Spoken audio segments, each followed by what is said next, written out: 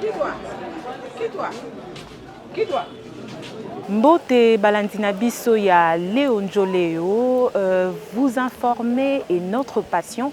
Tozali Awa na résidence ya premier vice-président ya Assemblée nationale lobi Tolanda Kibiso Nyoso Dengeningi Nungun et Salaimwa Nungunungu annonce ya démission. Est-ce que Zali a solo Tolokuta Yango Tokita qui sur terrain Tomeka un peu s'enquérir de la situation Toyeba exactement. Qu'est-ce qu'il en est? Alors, sans plus tarder, je vous prie de suivre.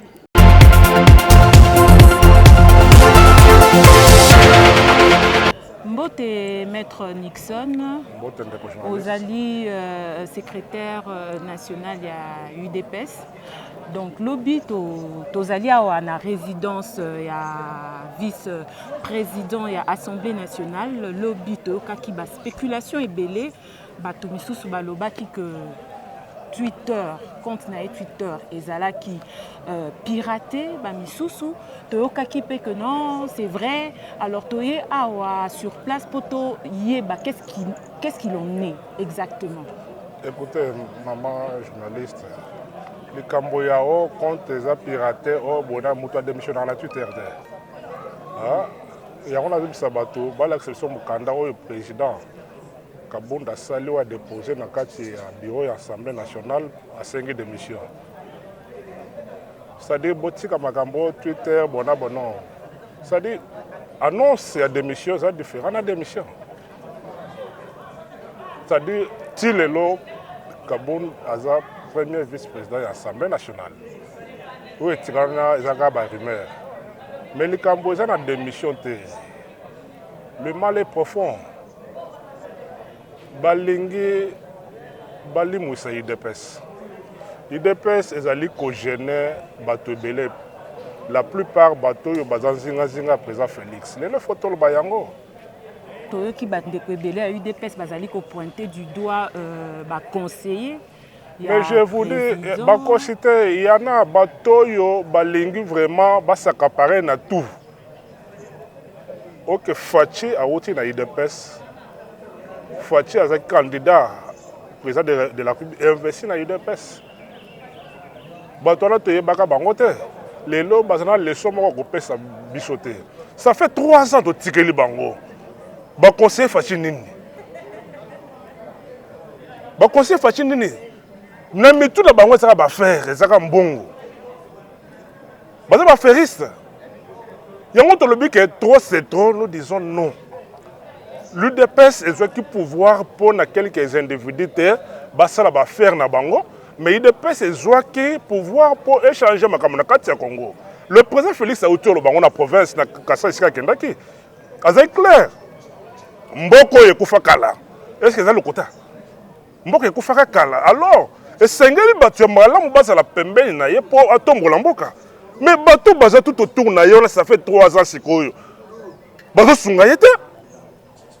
Nous sommes allés au salon, nous sommes yiba. Bayibi mbongo, ba millions, bango vraiment ba yiba ceux qui ba 200 000 300 000 non ba yiba, bango baza yiba en termes de millions. Ba millions de zobunga. Alors nous sommes na ezoko ele IDPS. Nous sommes ezoko ele IDPS mais so tali bango baza bato IDPS te. Bato tikali bango temps.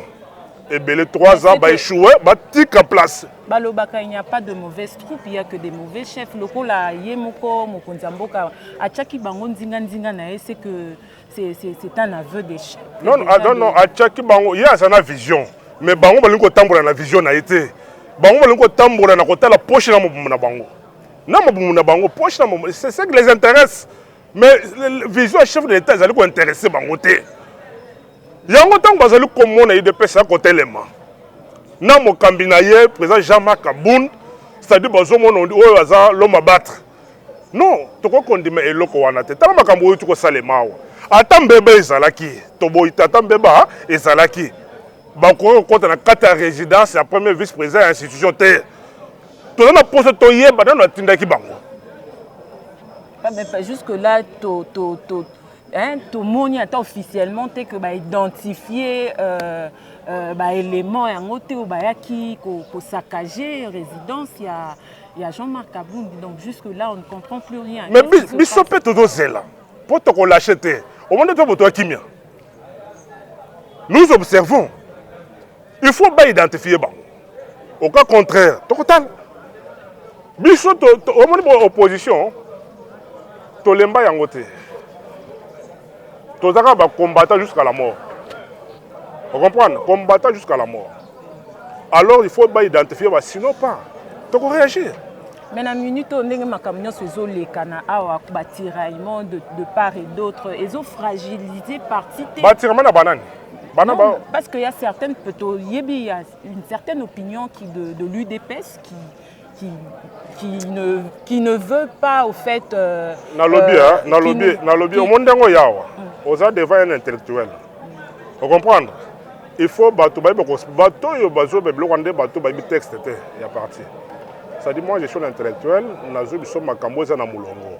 Ça dit il ne faut pas suivre les groupes de gens qui ne comprennent absolument rien au bateau yo bazo landa moto pona moi $100 $50 batindi ekende ko sala boy. Non, moi je suis secrétaire national depuis Papa Tshisekedi nazaka secrétaire rapporteur naie tant président Félix Aye va reconduire secrétaire national et rapporteur à présidence ya parti til lelo naza place wana et tous ces gens là ko bisanga na nazana qualité le kolanga ba musu na groupe wana za bat musu ba yiba parti ba yiba na parti lelo tant bazo funda kabunda azana ndako kabunda azana mituka bona boy il faut balakisa kabunda géraka mbongo nini kabunda géraka mbongo nini ya l'état il n'est que vice-président de l'Assemblée nationale à Jacamboni. Alors, na lobby ndako yo monete ngane na zaboye na zana compte na banque. Na ko s'appelle crédit na sombe le plan na tongi. Vous comprenez? Moi mukena nga on a gagné quand batali que na gagné combien na gagné autant na ko somba pe na kena banque na jeu crédit pour na autant d'années pour na tongi ndako na sombe pour na tongi ndako. Et ça ba discours moko ya caniveau. Ya caniveau. C'est-à-dire au moins battre ce sont des on a le bateau bazali koluka bacha bangoka pe bazoluka poste. Bazo frustré. La plupart ya bateau nos hommes ce sont les frustrés. Ce sont les frustrés. Apparemment, ils n'ont pas apprécié le fait que, parce que il n'y a jamais de fumée sans feu. Hein, Likambouno annonce il y a des missions, s'il s'agissait, ce qui s'avérait être vrai, il fallait laver le linge en famille comme on le dit souvent, mais Dengenini Likambouno est commis à beau. Donc, non, est-ce que vous tolérez et le Salemi wana soldat et Kokontati na Katia Lopan a violé résidence à premier vice-président, vous tolérez ça? Est-ce que votre temps basé le biloko wana? Est-ce que vous mayele? Attends ma bezalaki. Est-ce que vous violé bassa saccager na Katia ndako il y a premier vice-président de l'Assemblée nationale? Mais il faut la mailler, il faut la zoba pour n'importe quoi. Il faut la zoba. Donc c'était une façon, on peut comprendre par là que c'était une façon de réagir ou de mettre une certaine pression. Non, les questions de pression, les questions de réalité en face. Les questions de réalité en face. Président Tshisekedi a tikaka Kabound na parti a tiraka une assemblée nationale. Après ça, une mission est parti. Oye na sim, oye landouane et la sim. A tiraka une parti. Le lot banda UDPS tout le cas secrétaire général Bela UDPS, mais le seul secrétaire général comme président à l'intérim le lot na kati a parti à Kabound a même biso na pouvoir. Oyebi ndenge peut-être la tiraka biso parti. Kabound soit à monter mabe alingaki a bloqué Fachi a comme président parti te. Alingaki a bloqué comme président parti te. Ndenga teleki na parti mbongo ba pour ba corrompre yé nango a ko zwango asala ko la chibala. Mais asala yango te. Asala yango te. Vous savez hein, on m'a comme le à Genève. Où est le deuxième épisode? Au monde balinga ba zo le biso Fachi en otage na Genève. Ba combattant ba réagir ça qui. Ba pas question. nde eloko ba conseiller wana balingi bango kaka mais UDPS accédé te mais on est mieux et qu'on changer donne on est version Genève 2 Genève 2 entre Bino Kara. Non, eza combat, eza spirituel. Au moins, bando qui bazali, banganga bazali, c'est le pouvoir. Hein? Il faut que c'est le pouvoir. Toujours on a une dimension spirituelle. C'est le pouvoir. Yo quand je dis que bateau on s'en biso cadeau. Ba on s'en biso cadeau, biso peut on s'en va cadeau té. Mais baye ba ke UDPS c'est côté la UDPS. UDPS c'est l'état d'esprit. Au moins nga soko bominga sikoyo, au bomi Nixon sikoyo. Hein? C'est qu'on récité dit Nixon ou bien sans Nixon. C'est ça l'UDPS. Donc on m'a fort kaboy. Force biso ya kana makambo boy. Na minute to comme plus fort bateau bazo banga sika basali. Ba moni vraiment que basumbi na nganda. Peut-être bino bazo mona ngo que ça facile les peut-être. Non, sika bazali bazo ko kola la te. Bazo ko va la te na kiti te bato wana moni bo basali o batinda ki bato ba yawo. Voilà, avant Nini, à Ndenge ba qui cause la violation à domicile là on a résidence il y a monde qui vidéo moko oh peut-être ba te délai bazo kanisa que c'est par rapport à ça que il y a eu quoi violation à domicile et pas à Jean-Marc Kabound. Tout le monde qui vidéo et circula qui na toile Ndenge policier.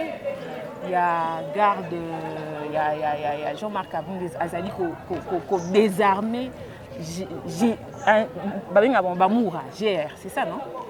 Par rapport à ça, Okolo Banini, par rapport à ce que c'est par rapport à cette vidéo, au fait, qu'il y a eu cette. C'est vrai que. Nous allons expliquer. Pour extrait Babouaki, il faut bâtir mobile. Le premier vice-président Zobima au bureau. Abima akende bureau na biazo kende bureau akutani na embouteillage na zela mais atali na créé embouteillage ya nini atala boye voiture officielle ya présence zoleka il y avait quelqu'un à l'intérieur habité sur kinane na kati wana mais atuni pona ni boye pona beaucoup respecter code de la route terre tala ndengo bo créé embouteillage tango lo bela ba répondre mabe. Tant que répondre ma benne, tant que répondre sodo, c'est une carte avant de liboso, a bougé mundu qui naie. Tu n'as pas qu'intention de l'obité qui a tchaké en point bête vice-président de l'Assemblée nationale. Peut-être à ça qu'on vende bien, en English mundu mais bagarre de président Kabound tant ba moni mouvement mundu qui wana. Ba bi ngawa danger za ba sauter dans le pot. Ba empêcher en gros tout mundu pour moi qui déjà que mutoza avec soda za kina mundu qui a bougé à tomber le mundu qui boy. Peut-être tombola ngo po bongisa yango. Mais na bité que a tombola po beta non. Mais le ko bango bazala ki pembeni bazala chef na bango monaki danger. Ba monaki danger tant oyo ils ont peut-être attentat contre chef na biso yango ba bloquer na monde ki bazu soda wana bakena ye. C'est-à-dire ba ko kotika te mabe comme la chef na bango na ndenge bango monelaki. Bazu ba ke kotika na auditorat ba pesi explication ba ko pesa kuna. Mais est-ce que ce que ça est bon, il fallait laisser la justice faire son travail. Et l'on a battu que Botinda Basoda Baya Awa Bako Tatina Kat qui avait donné l'ordre. Qui avait intimé l'ordre. C'est Nebatouana Tozoluka. Il faut trouver le bango. Batinda qui bango na intention nini. Batinda bango na intention nini. Nous ne pouvons pas accepter. Parce que toucher le président de l'UDPS, c'est toucher Etienne Tshisekedi. On ne peut pas accepter ça. Est-ce qu'il y a quand même eu une plainte qui a été déposée? Il y a un constat. Il y a des services qui ont un constat, mais comme nous sommes Kenango, tu as lâché à faire. Parce que si tu lâché à faire, c'est que ton demi Boussoba, lobby, ça les sous. Sikoyo, par rapport à tout ce qui s'est passé, toute cette crise que connaît l'UDPS, qui est le parti cher du président de la République, est-ce que tout le monde en 2023 est en cela ne fragilise pas? Non, Bisso UDPS, c'est un colique, il faut toujours récupérer ma solo. Vous comprenez? Toujours ma solo, c'est un condiment. 2022, il y a un monde le chef d'État, malgré que les ferristes, les induits une erreur, mais il y a un article dans cela. atikalaka na nzela bokomona ke na 2000 tokoma na moment ya élection okomona ke peuple akoki kovote parce que là une vision totikalika na une année mais maman mandat na esili te même une année yoka si na une année bakosala eloko te. Donc na bato nyonso bozali kodéplorer présence de bango tout autour ya chef de l'État. Mais na lobby zela baferiste basi basalita na bango. Ok, voilà, merci maître Nixon. Je rappelle que Ozali secrétaire national de la UDPS, moi di Lobasuka pour Nabato Bazali. Vraiment na ko senga batu nyoso balanda ki makambo oyo bazala calme. Bazamela mai, tozana président to solola bazala calme. Annonce à démission et nous battre démission parce que nous a déposé mon candidat mon côté pour prendre acte nango. On a déposé. Mais la lutte continue. Toujours qui pour voir tout le qui pour le peuple congolais se retrouver, le peuple congolais a mis mon fier na Kachambo kanaye. Tout le monde là ba feriste. Base à la calme, Congo est changé. Congo ba convier yango. Le président Félix, boye bango qui y na Jean-Marc Kabund micro bezate, je voudrais pas la complicité moko ko ndimate. Alors poser na biso fait poser à président ils que baye biso balakse biso bato batina na intention nini ndelo ko toujours le kayango. Merci beaucoup maître. Merci beaucoup maman journaliste.